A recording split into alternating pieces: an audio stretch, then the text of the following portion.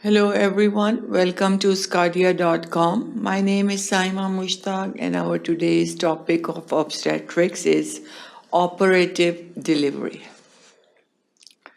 This lecture will be covered in 4 sections.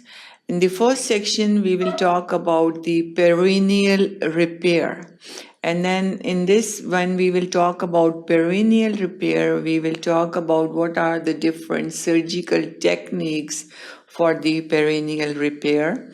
Obstetric anal sphincter injuries repair, and also what is episiotomy, why episiotomy is performed, and then later on how it is repaired. So the repairs are the main focus of attention in the first section of the lecture. Then as we will move to the second section, we will talk about operative vaginal delivery. What are the indications of operative vaginal delivery? What are some contraindications and the place of delivery? Then in the third section, we will talk about the procedures of vaginal delivery. What are the different instruments that can be used for the operative vaginal delivery?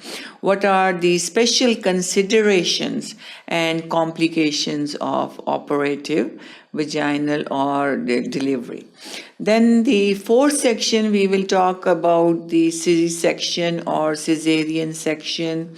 What's the classification of C-section? What's the indication and procedure of C-sections? And then complications that can occur after C-section or cesarean section, because nowadays C-sections are becoming more and more common, and a lot of people, instead of normal vaginal delivery, they are going for the C-sections. And then also we will talk the clinical risk management of C-section.